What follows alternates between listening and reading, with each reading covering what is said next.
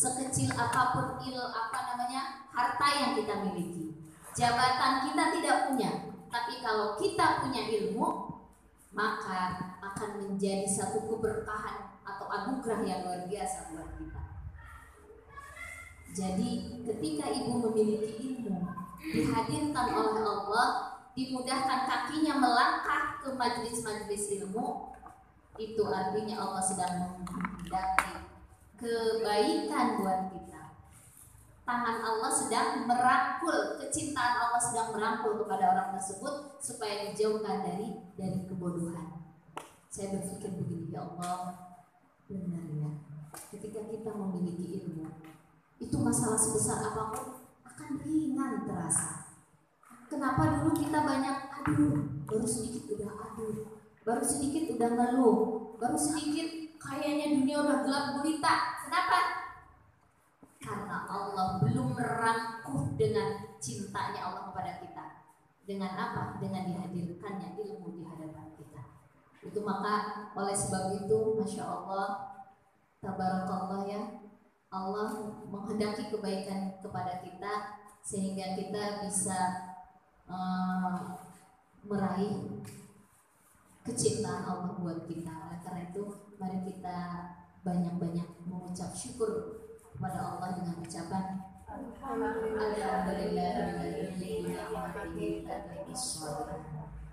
Kemudian salawat beserta salam mudah-mudahan tercurahkan kepada baginda kita Habibana wa Nabiyyana Muhammad sallallahu alaihi wasallam. Kita lanjutkan Ibu yang dirahmati oleh Allah Subhanahu wa taala. Hadis yang selanjutnya, ini hadis yang ke-10 dari bab tawakal. Bismillahirrahmanirrahim. An Anasin radhiyallahu anhu qala, dari Anas, semoga Allah meridhai beliau. Anas berkata, qala Rasulullah sallallahu alaihi wasallam. Rasulullah berkata, yakni idza kharaja, barang siapa ketika keluar dari mimbaitihi, dari rumahnya, bismillah tawakkaltu 'ala Allah wala haula wala quwwata illa billah, kemudian dia mengucapkan bismillah tawakkaltu 'ala Allah la haula wala quwwata illa billah, yuqalu lahu, maka malaikat berkata kepada mereka, hudita,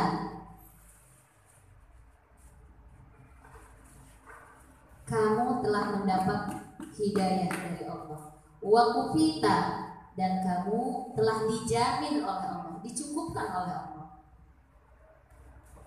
wa wuqita, dan kamu telah dipelihara oleh Allah, wa tanahha anhu syaitan, kamu telah dijauhkan dari syaitan. Jadi kalau keluar rumah, kata Anas bin Malik nih, saya mendengar dari Rasulullah baca bismillahi tawakkaltu 'ala Allah la haula wala quwwata illa billah. Beda dengan kemarin ada panjang ya Bu ya. Kemarin itu juga luar biasa, nanti kita hafalin. Enggak sekarang. Kalau ini enggak usah dihafalin juga Ibu tahu semua. Ini sehari-hari kita ya. Sehari-hari kita keluar rumah bismillahirrahmanirrahim. Tapi kan kita sudah belajar tentang keutamaan doa yang kemarin ya. Kita bahas yang ini dulu. Bismillahirrahmanirrahim. An Anasin, dari Anas. Anas ini siapa sih Bu gitu ya? Anas ini adalah khadimnya Rasulullah. Khadim tahu Bu? Pembantu Rasulullah yang suka bantuin di rumahnya sehari-hari gitu. Tapi bedanya pembantu Rasulullah dengan pembantu kita tuh beda jauh. Kalau yang jadi pembantu Rasulullah itu pasti jadi orang hebat semua. Beda dengan pembantu yang ada sekarang. Ya udah, kalau udah nyungsep di belakang aja nyungsep gitu, nggak jadi apa-apa gitu kan. Harusnya ini dicontoh Bu. Kalau kita punya pembantu nih, bikin pembantu kita itu pintar gitu. Minimal anaknya yang kita bikin pintar, sekolahin, kasih perhatian, diberikan pertolongan apa kayak supaya keluarganya ini jadi terangkat statusnya. Masya Allah, ini Anas bin Malik salah satu sahabat Rasulullah yang didoakan oleh Rasulullah umurnya paling panjang. Insya Allah ya Bu ya. Kalau kita tahu sejarah Rasulullah Bu ini tentang ini, saya berpikir Masya Allah, Rasulullah itu nggak bohong benar gitu. Kenapa? Di antara sahabat Rasulullah yang didoakan umurnya paling panjang, ketika Rasulullah meninggal dunia, dia yang belum meninggal. Di antara sahabat-sahabat Rasulullah, semuanya sudah meninggal dunia. Dari yang kecil-kecil lahir masuk Islam gitu ya. Dari mulai Ali bin Abi Thalib kan masih muda gitu ya. Anas bin Malik juga masih muda. Yang lain sudah meninggal dunia. Beliau sendiri umurnya sampai 100 tahun. Kenapa? Doa Rasulullah, doa Nabi kita yang mulia. Kemudian beliau banyak meriwayatkan hadis juga.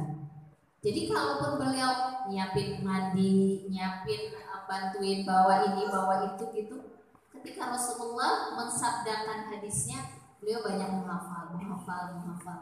Jadi beliau setelah Rasulullah meninggal dunia jadi seorang pejabat. Di mana ada seorang pembantu menjadi pejabat. Pokoknya pembantu Rasulullah itu jadi orang terkenal sampai sekarang Bu. Yang ibu tahu selain Anas bin Malik siapa? Yang paling banyak menghafal hadis siapa Bu? Yang Abu Kucing. Pembantu beliau juga. Malah Abu Hurairah kan emang karena beliau orang yang tidak mampu, makannya itu di atas kemurahan para sahabat, atas kemurahan Rasulullah dan sebagainya. Insya Allah sahabat Rasulullah itu jadi orang semua gitu ya. Ini kalau kita berkaca seperti itu ya, kayaknya manusia itu akan mulia semua dengan majikannya. Majikannya pun ikut diangkat mulia. Kita terusin. Itu sekelumit aja. Mungkin ibu punya saudara atau punya khodim di rumah, teladani Rasulullah. Insya Allah hidup kita akan indah. Kalau Rasulullah, apa yang dikatakan oleh Rasulullah. Jadi ini, hadis ini hampir sama dengan hadis kemarin. Artinya mengindikasikan kepada kita bahwa ketika mau keluar rumah ibu, kita harus banyak berdoa. Kenapa? Karena dengan doa urusan kita serahkan semuanya kepada Allah. Walaupun jaraknya itu tidak menentukan harus jauh gitu.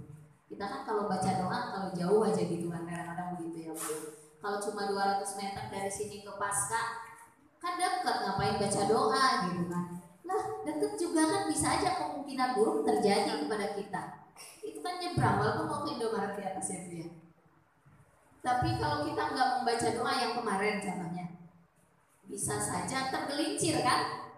Kitanya yang nggak tergelincir, bisa saja mobilnya atau motor orang lain yang tergelincir sehingga menghampiri kita. Bisa seperti itu Bu.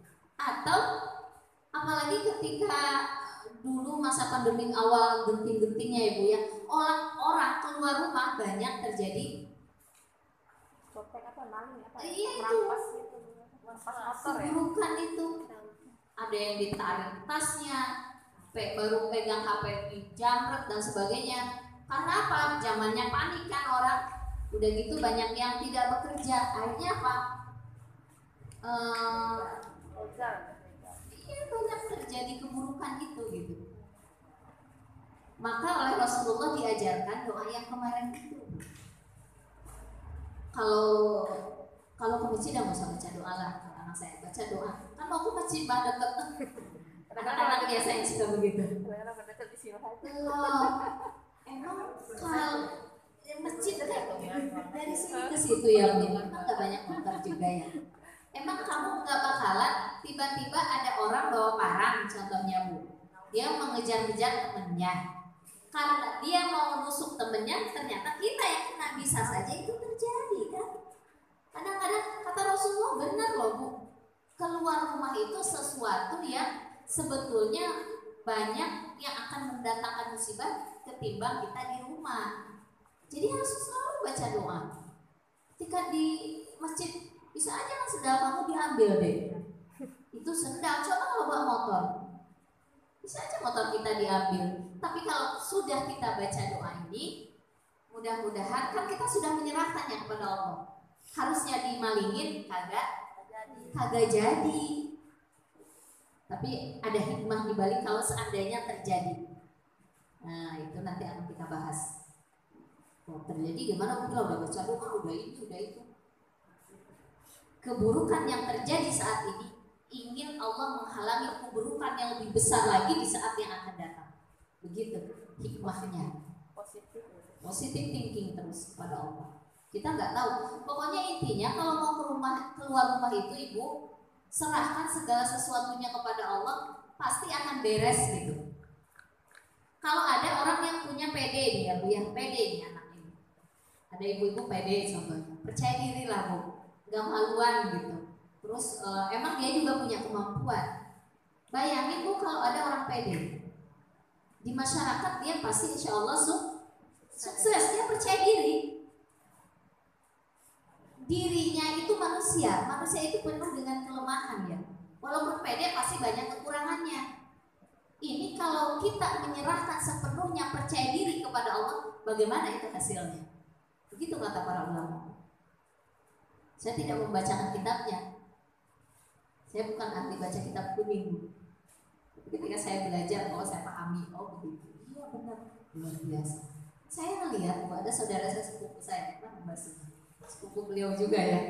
PD-nya luar biasa ya, Mbak Sina ya, Saka ya. Kita sampai bingung, kok apa sih namanya, nggak ada rasa takut, nggak ada rasa malu ketika tampil di depan, mau salah mau benar, tapi kita takjub lihatnya gitu. Ini anak luar biasa ini PD-nya, percaya diri luar biasa, dan dia selalu unggul karena apa? Karena percaya diri, dipercaya sama orang lain, dipercaya sama guru-gurunya, tampil lah dengan gagahnya, dengan kerennya. Nah manusia yang banyak kelemahannya aja kalau percaya diri itu unggul Bu. Gimana kalau kita mempercayakan diri kita kepada Allah Subhanahu wa Ta'ala, pasti akan lebih unggul lagi. Jadi harus percaya diri kepada Allah. Tapi jangan salah Bu, jangan percaya diri dengan diri sendiri. Artinya bertumpu dengan kemampuan diri sendiri. Justru itu akan nyungsepin kita. Nah kenapa? Kalau kita pintar nih, merasa bisa, saya pasti bisa, ke depan berapi-api, bagus ketika tampil, tapi lihat hasilnya. Orang nggak suka, kenapa? Karena dia sombong. Orang yang percaya diri, dia bertumpu dengan kemampuannya, hasilnya tidak akan barokah. Hasilnya tidak akan barokah. Dia bertumpu dengan kemauannya sendiri. Kalau dengan kemampuannya sendiri, akhirnya apa? Bisa bikin kue. Ini kan saya. Kalau orang nyindir dikit, nyinggung dikit, dia nggak suka, dia benci. Ada orang pintar ketika ke depan. Ada orang yang namanya orang ada yang suka, ada yang tidak ya. Jika tidak suka, dia tidak pandai memaafkan. Kenapa? Itu kan diri saya loh. Tapi ketika orang tidak mengakui bahwa dia itu saya loh, gitu kan? Dia tidak mengakui orang lain tentang kemampuan dirinya, maka dia akan kecewa. Tapi kalau dia serahkan semuanya kepada Allah, insya Allah apa yang keluar, kalau dia memiliki pengetahuan, kalau dia memiliki satu bakat tertentu, kemudian semuanya bertumpu kepada Allah, mau dicaci, mau dimaki, dia ketika diunggulkan dia tidak akan sombong. Ketika dicaci dan dimaki, dia tidak akan putus asa. Dia tidak akan lemah gitu. Ya, gue dibilang tadi katanya jelek, maju ke depan. Udah besok saya nggak mau tampil lagi. Nggak bakal begitu. Kalau orang yang bertumpu kepada Allah, oh iya ya, saya kurang bagus ya. Oh berarti saya harus memperbaiki. Berarti saya harus lebih keras lagi bekerja. Oh saya memahami tentang hal ini. Oh saya berarti harus banyak belajar lagi. Begitu. Selalu positive thinking kepada Allah. Kalau orang bertumpunya kepada Allah, bukan kepada dirinya sendiri. Jadi ibu sesusah apapun jangan suka gini. Aduh gimana ya kalau saya begini. Aduh gimana ya kalau saya begitu. Aduh gimana. Dulu ketika itu berarti dia bertumpu dengan makhluk. itu yang bikin kita stres, sedih, sengsara, galau. Karena apa? Bertumbuh dengan makhluk. Jadi paham itu. Insya Allah yang ngaji tidak akan sedih lagi. Tiba-tiba kecopetan. Kenapa? Itu sudah ditakdirkan oleh Allah. Saya hanya dikasih titipan. Dia nggak mikir ke makhluk yang nyuri tadi, yang nyopet. Allah yang maha kaya, tadi ganti, ntar ada lagi, kan begitu ya Bu ya. Pokoknya kalau orang yang bertumbuh selalu kepada Allah pasti happy hidupnya. Jadi yang suka wajahnya meremut, sedih, kelihatan dia bertumbuh dengan makhluk. Kenapa sih kamu wajahnya kayak dilipat begitu? Gua habis dimarahin sama suami. Gara-gara apa? Berarti dia bertumbuh ke makhluk, bukan ke Allah. Kalau dia ke Allah, apa ya kesalahan saya?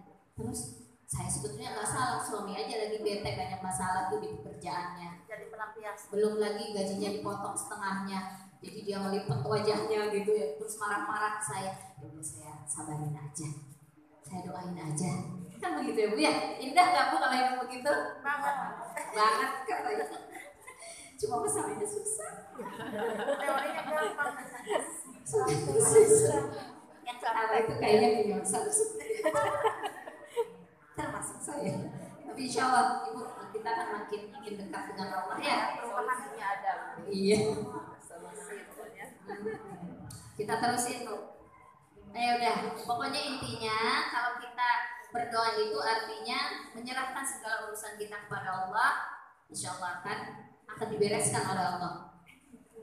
Ini hadis yang selanjutnya. Idza kharaja min baitihi, ketika keluar dari rumahnya Rasulullah berkata Bismillahi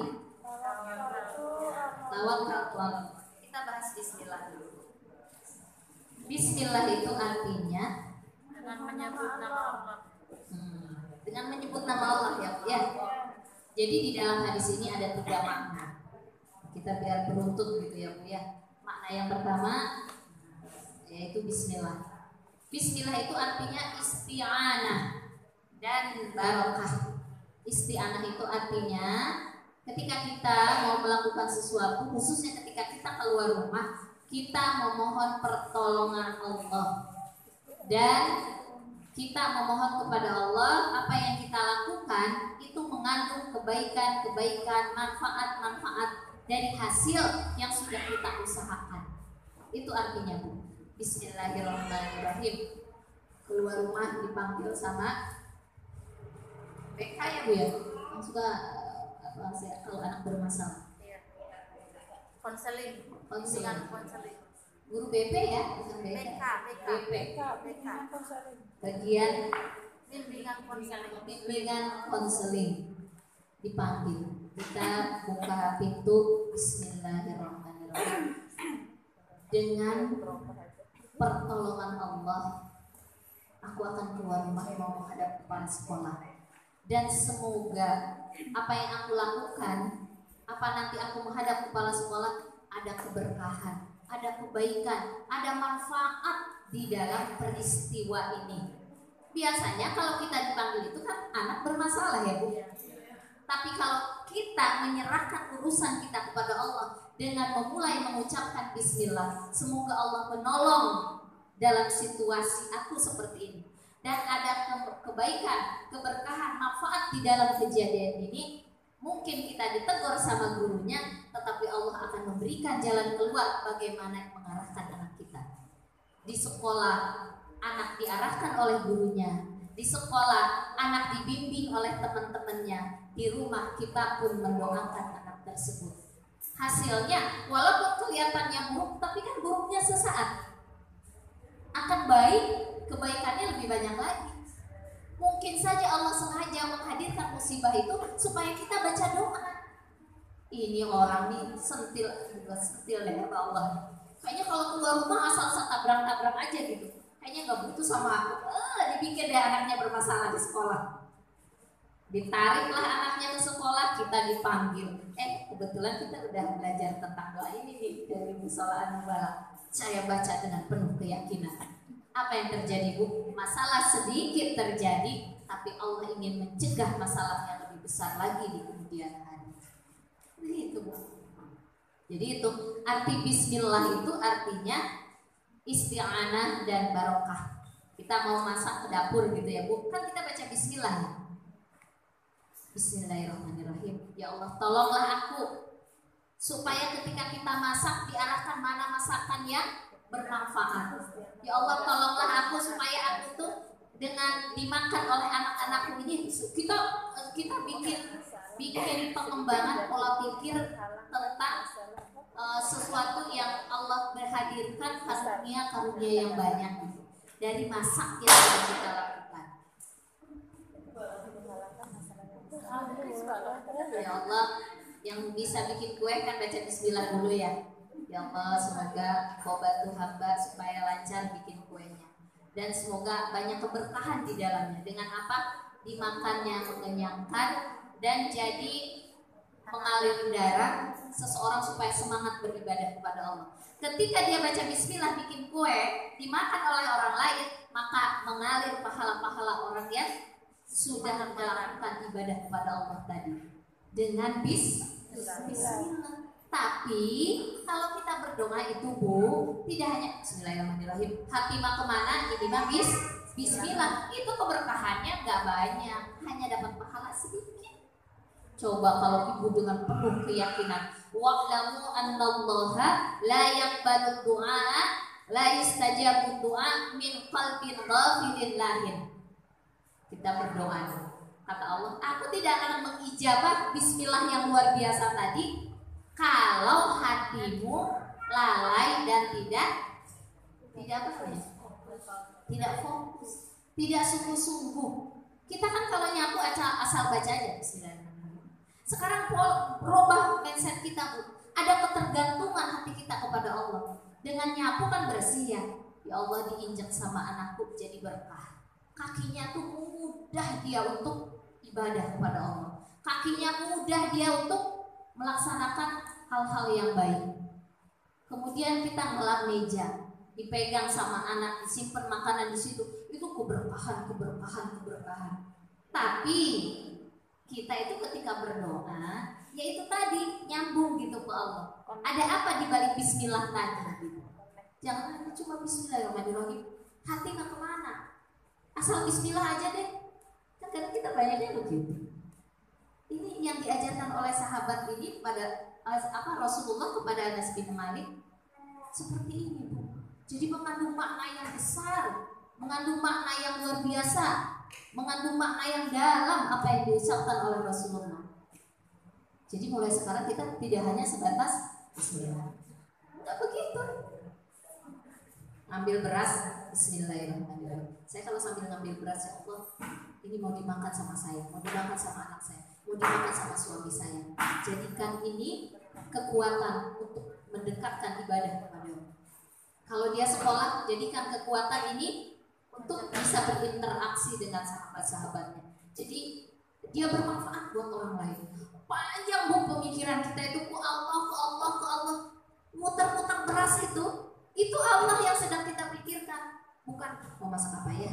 Aduh, ini kurang lagi ngasih uang belanja suamiku nih. Udah gitu. Irisnya sampai bunyi kedengaran tetangga. Iya, belum lagi piring dilempar. Gorengan. Itu bismillahnya di mana ya? Enggak terasa. Jadi bismillah itu luar biasa, Bu. Bis itu, ba itu, Bu. Ba itu mengandung arti isti'anah. Isti'anah itu ba, cuma ba doang gitu. Isti'anah dan keberkahan. Dengan memohon pertolongan, keberkahan, segala apa yang saya lakukan ya Allah menjadi manfaat. Tolong ya Allah gitu. Itu bi gitu. Buka pintu tuh langsung. Berdiri dulu agak lama. Setelah tahu ilmunya ini, nggak langsung surat aja bismillahirrahmanirrahim, jalan aja keluar enggak. Berdiri dulu sebentar aja doa. Setannya hidup masuk. Ini mimbaitihi dari rumahnya bismillah ya Bu ya. Kita lanjutkan.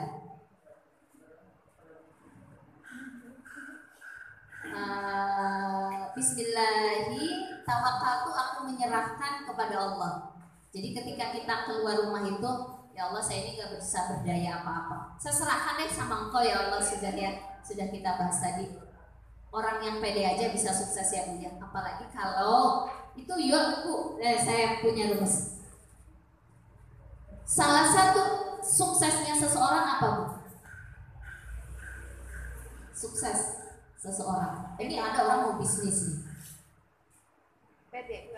pede, berani. Artinya apa? Sifat Allah itu ketika kita pede kepada Allah, pede kepada diri sendirian, itu udah satu jalan menuju kesuksesan.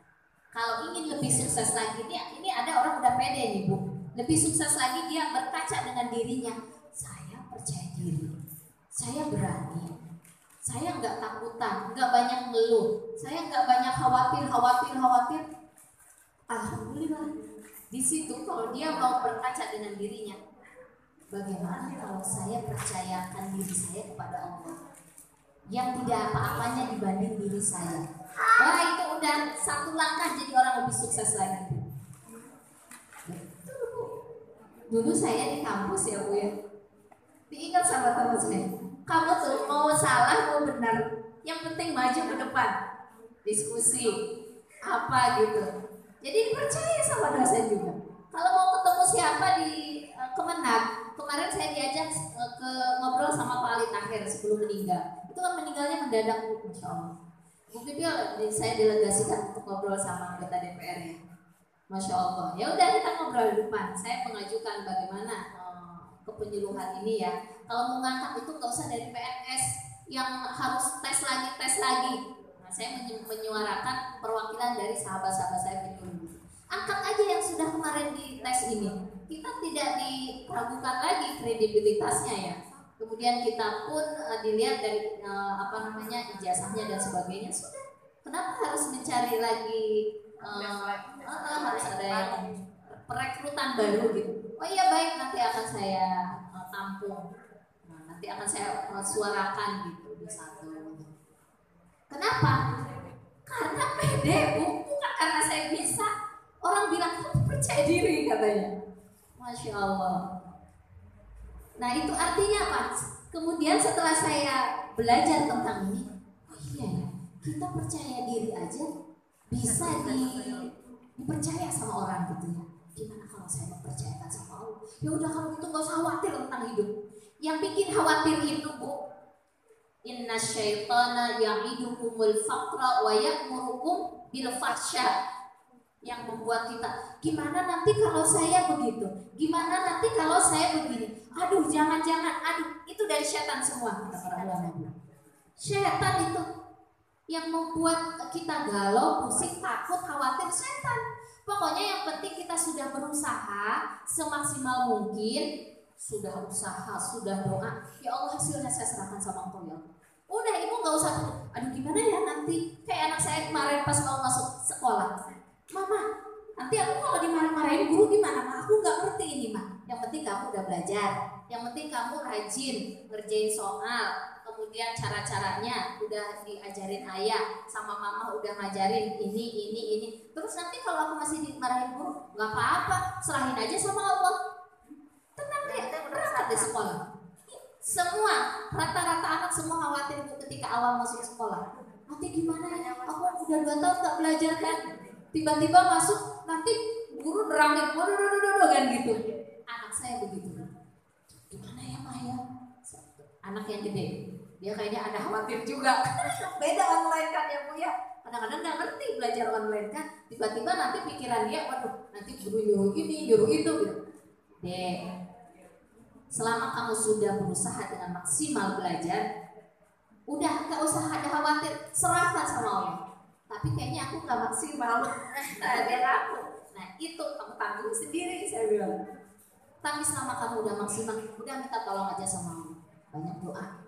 Mau keluar rumah, saya ajarin. Kadang-kadang kan anak mungkin apalagi lagi stres ya mau masuk sekolah. Ya Bismillahirrahmanirrahim. Ajarkan tauhid Bu, supaya dia tenang. Tapi ajarkan juga dia untuk berusaha maksimal gitu. Saya nggak dapat pelajaran ini dulu. Ini kan kondisinya lagi COVID ya Bu, terus baru masuk, anak-anak khawatir.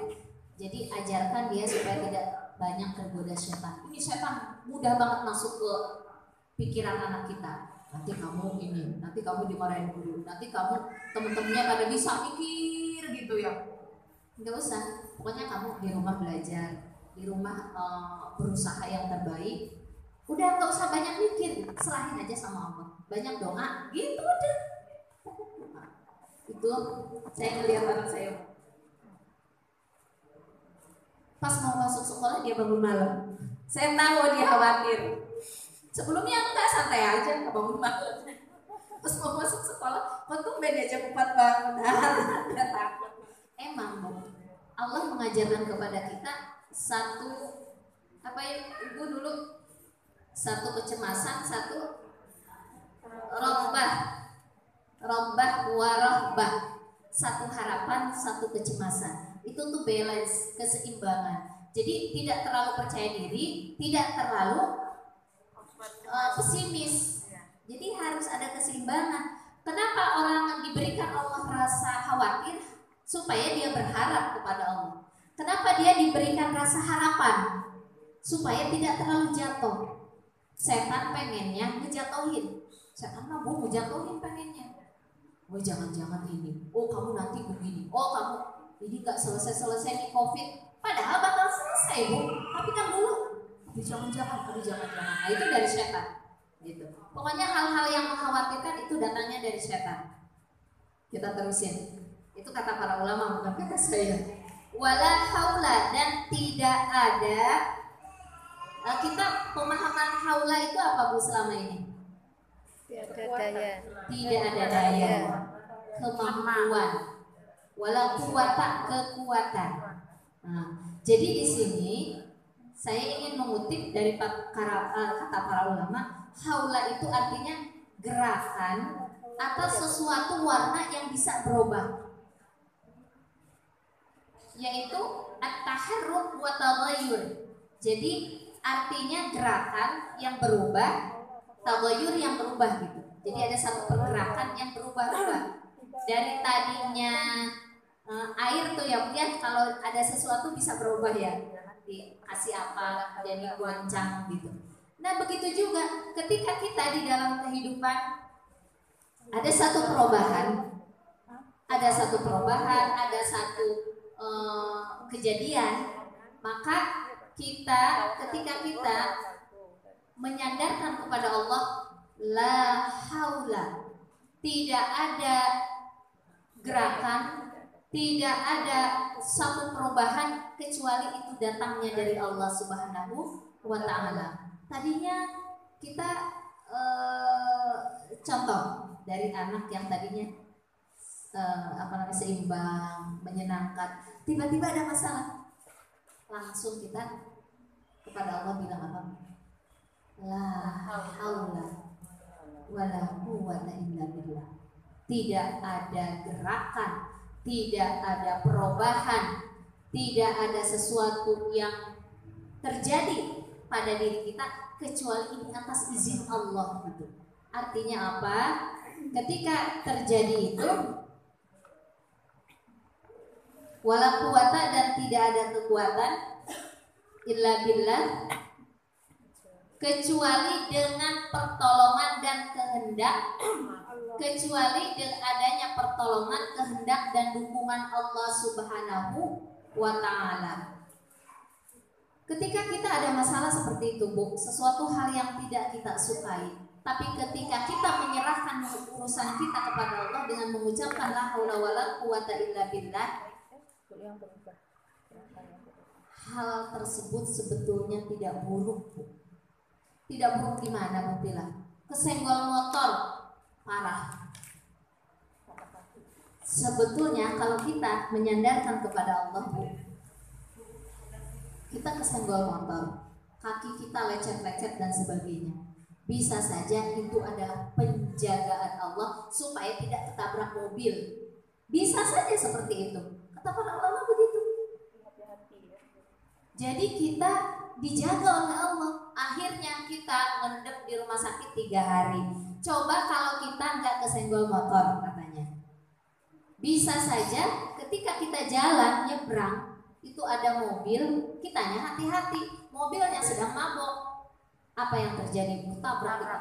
Ada hal yang lebih besar yang Allah halangi dari diri kita. Jadi ini pentingnya ketika kita berdoa kepada Allah kalau mau keluar rumah. Gitu.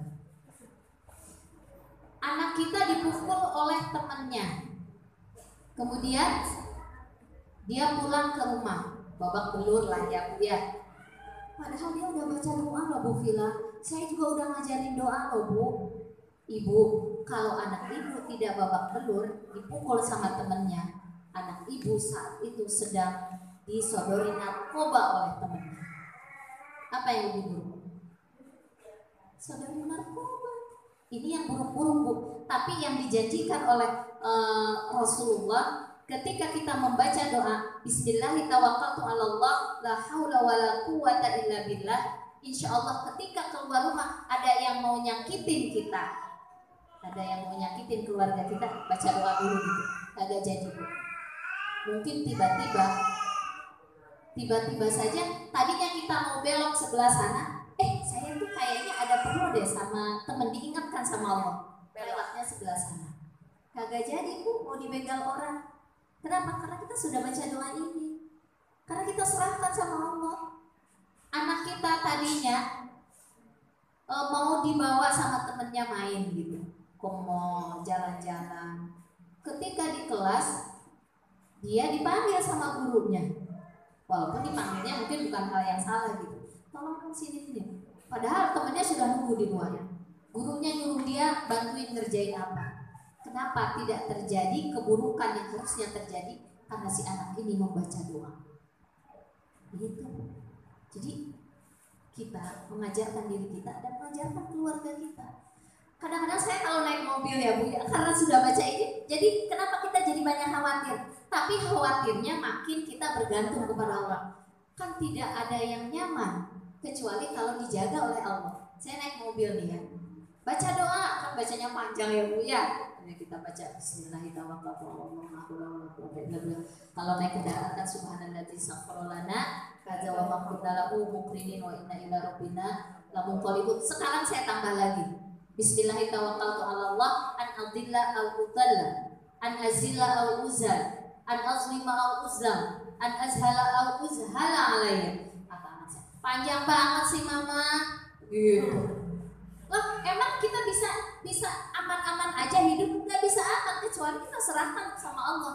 Semakin kita banyak berdoa, semakin banyak kita serahkan kepada Allah, semakin Allah menjaga kita. Itu rumus hidup Bu. Semakin kita banyak berdoa, jadi beda antara doa orang yang cuma Bismillah itu pun cuma di mulut doang, kagak ada di hati.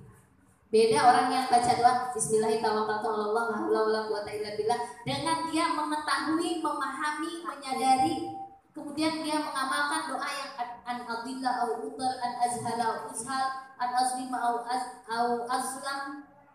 Yang itu tadi yang kemarin panjang, beda Bu pengaruhnya.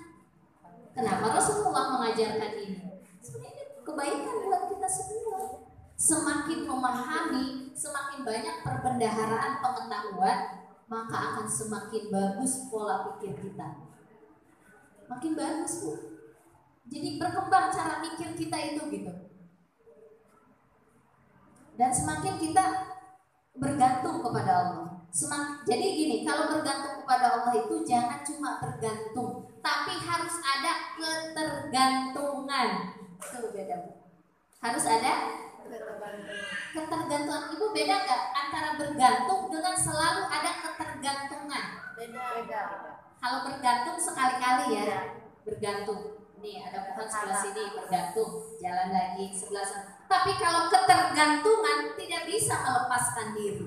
Jadi yang diajarkan oleh Rasulullah harus ada ketergantungan.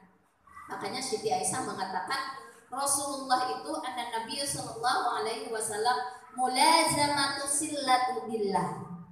Rasulullah itu ketergantungan hubungannya dengan Allah. Bukan Rasulullah bergantung kepada Allah, tapi ketergantungan, mulazamah. Mulazamah itu tidak ada space kosong, Bu.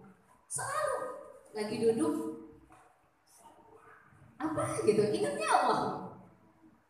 Lagi minum, ya Allah rezeki dari Allah. Bismillah. Makan, Masya Allah. Wah, ingat Allah, apa yang mau kita makan? Engkau hadir, ya Allah. Begitu banyak nikmat yang Allah berikan daripada kesusahan yang dihadirkan. Coba ibu banyak berpikir. Kita itu kan hidup kalau ingin memperbaiki diri harus banyak bertafakur, Bu. Insya Allah. Tapi kalau nggak banyak bertafakur nggak bakalan kita bisa memperbaiki diri kita. Banyak tafakurnya. Banyakan musibahnya apa banyakan nikmatnya yang Allah berikan kepada kita. Tapi ada orang mengatakan hidupku tuh susah banget ya, susah mulu ya. Kurang tafakur. Kurang tafakur, betul. Kalau dipikir ya Allah bangun tidur nikmat banget, nyenyak banget. Kalau orang kurang tafakur, badan dia pegel banget sih. Ini bau apa sih? Tidur tuh udah bawanya kesel aja. Nah, ini orang yang kurang ketergantungannya sama Allah. Bangun tidur lihat rumah berantakan.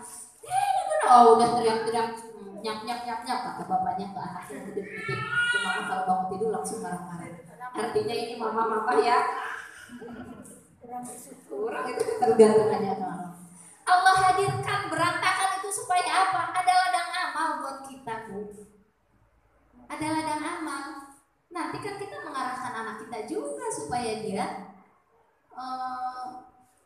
mau Potong royong lah. Iya, mau menjadi hamba yang mencintai keindahan.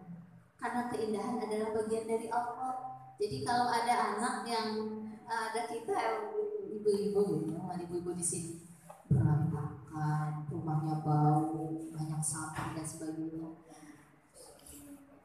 Itu apa itu? Mungkin kurang ketergantungannya sama Allah. Kenapa? Kurang dibimbing sama Allah. Kalau kita duduknya aja baca bismillah, ingat sama Allah. Dibimbing itu, Bu. Rumah lo berantakan. Ada kepikiran, saya harus rapikan. Senang merapikan rumah, bebersih dan sebagainya. Itu. Nah, nantilah dibahas tentang itu ya, tentang hari Jumat kita belajar al-mobilus lain. Banyak tentang perempuan di situ. Teruskan ya, Bu ya. Yuqalu lahu, kalau seseorang membaca doa bismillah tawakkaltu 'ala Allah wala haula wala quwwata illa billah, maka berkata malaikat kepadanya, hudita, Allah telah memberikan petunjuk kepadamu. Jadi keluar rumah benar-benar bimbingan Allah ke kita. Tadinya mau diajak teman, udah bawa buku nih mau ngaji, tiba-tiba temannya WA, anterin gue yuk kemana, ke mall, ntar gue jajanin bakso gitu. Kalau kita sudah baca doain, enggak aku mau ngaji, begitu, enggak digelincirkan. Allah berikan petunjuk, kecuali hal-hal yang uzur syar'i ya Bu ya. Ini yang hal-hal yang bisa menjauhkan kita kepada Allah maksudnya. Hudita, Allah kasih petunjuk. Wa kufita, kamu telah dijamin oleh Allah. Dijamin, dicukupkan Bu. Ya Allah, saya mau minjem uang ke sahabat saya. Saya lagi butuh banget ya Allah. Ibu baca doa ini dengan sepenuh keyakinan.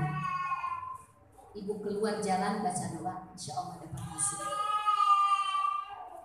Bu bilang saya udah doa tapi nggak dapat. Allah akan memberikan anugerah yang lebih besar daripada minjem. Tiba-tiba ada orang ngasih. Coba minjem apa dikasih Bu yang lebih besar? Jadi jangan suka suzon sama Allah, Bu.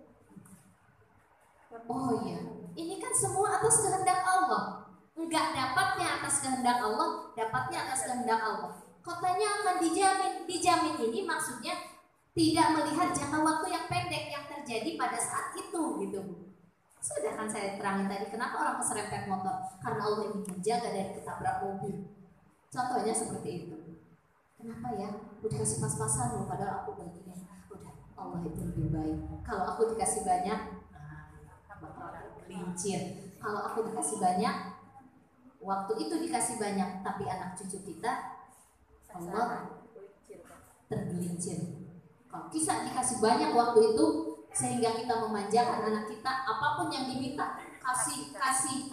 Padahal ilmu kita belum sempurna kata Allah. Pengetahuan ketakwaan kita belum sempurna. Sehingga ketika kita menyalurkan uang itu tidak bijaksana, yang akan merusak anak kita. Sekarang Allah kabulkan doa-doa kita, tapi nanti akan menyengsarakan anak keturunan kita. Tapi kalau Allah disendat dulu, tahan dulu, tapi kita positive thinking kepada Allah. Kita tetap bergantung kepada Allah. Kita tetap yakin sama Allah. Allah kasih pas-pasan, tapi di kemudian hari Allah berikan kemudahan buat anak cucu kita. Semuanya baik jadinya kalau kita selalu positif sama Allah. Aku sakit-sakitan, pikiran kita ya, Bu. Iya. Aku sakit-sakitan itu Allah sayang sama kita, dosa kita banyak, Allah angkat. Tetangga kita dia nggak sholat, kadang ngaji juga kagak, tapi sehat, rezekinya banyak. Ibu jangan lihat pada saat ini, harus melihat yang lebih besar di saat yang akan datang. Soalnya menghadap Allah Subhanahu wa Ta'ala. Begitu ya Bu ya. Wa kufita, Allah akan cukupkan anak kita, diri kita. Wa kita, maka Allah akan pelihara diri kita. Dan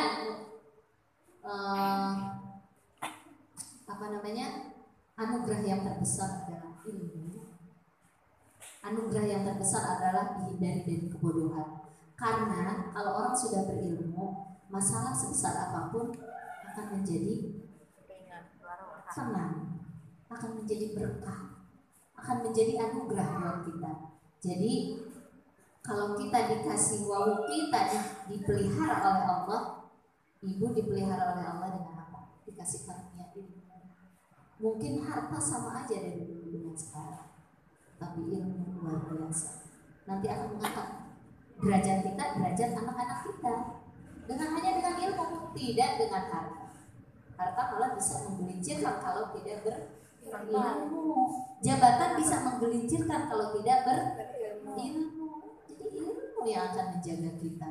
Benar kata Allah, Allah akan mencukupkan. Jadi jangan lapar mata ketika melihat tetangga tidak rajin ngaji, sholatnya juga cuma sholat wajib doang, puasa sunahnya juga nggak rajin, tapi kok dia berlimpah.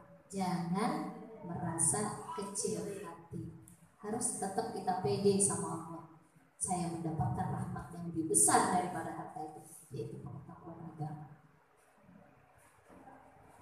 Nah, nanti pulang ibu kalau ada tetangga beli mobil, ibu udah nggak panas kayak dulu lagi. Beli Panadol, beli Paramek, paling sekarang begini. Masya Allah, senyum-senyum. Iya. Gitu doang sekarang. Dulu mah ibu panas 3 hari 3 malam. Enggak. Kita pesan bersyukur. Ya, sudah ya Bu ya. Sudah lewat 10. Jadi